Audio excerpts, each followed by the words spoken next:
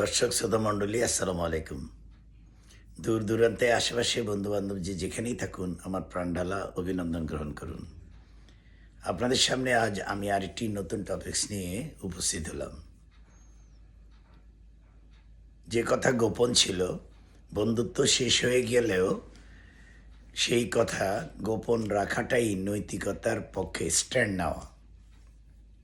আজকে এরই পক্ষে আমি বলবো। সাপোজ আপনার সঙ্গে জীবনে চলার পথে অনেক মানুষের সঙ্গেই সুমধুর সম্পর্ক তৈরি হয়েছিল, কেউ বেস্ট ফ্রেন্ড হয়েছে, কেউ ভালো বন্ধুর তালিকা আছে, কেউ অ্যাভারেজ বন্ধুর তালিকা আছে, কেউ অনেক বন্ধুর সঙ্গে সংমিশ্রণে জড়িত আছেন। কিন্তু কিছু মানুষ তার তালিকায় বেস্ট ফ্রেন্ড হিসাবে কিছু মানুষকে স্বীকৃতি দিয়ে থাকেন অথবা লিপিবদ্ধ করে রাখেন ডায়েরিতে।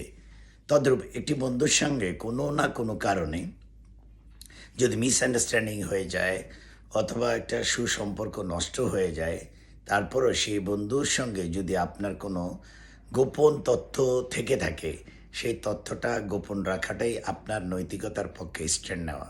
তদ্রূপ এটি পরিবার, এটি সমাজ এবং এই রাষ্ট্রে, যেমন পরিবারের মধ্যে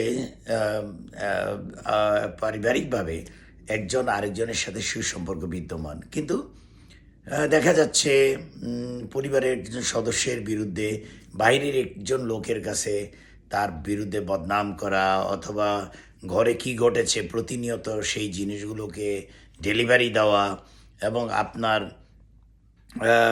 একজন আপনজনকে আরেকজনের কাছে ছোট করা। একটা পর্যায়ে দেখা গেল পরিবারের সদস্য ঠিকই একটি সময়ে সুন্দর সম্পর্ক তৈরি হয়ে যায়, কিন্তু ফ্যামিলির বাইরে গিয়ে কথাগুলো বলার কারণে দেখা যাচ্ছে বাইরের লোকজন জেনে গেল, কিন্তু তারা একটা সময় গিয়ে সেই কথাগুলোকে আপনাকে ফিরিয়ে দেওয়ার সম্ভাবনা থাকবে।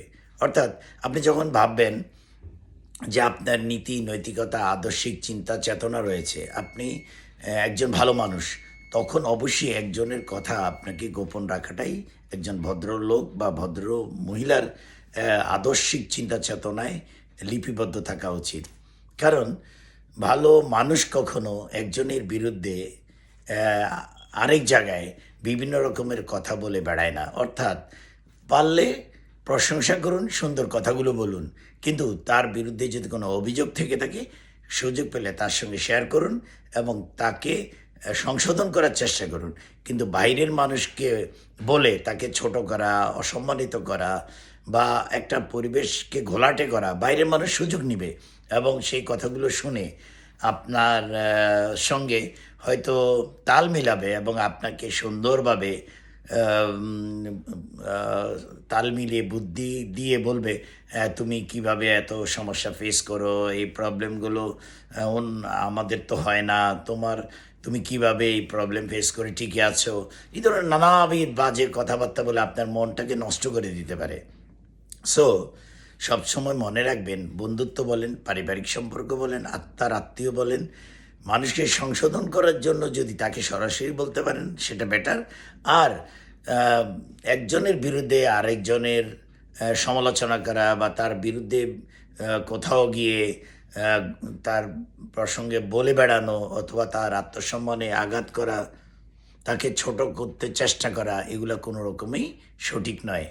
আর কি সুন্দর টপিকস নিয়ে আপনাদের সামনে আসার আগ পর্যন্ত যে যেখানেই থাকুন, ভালো থাকুন। আল্লাহ হাফেজ।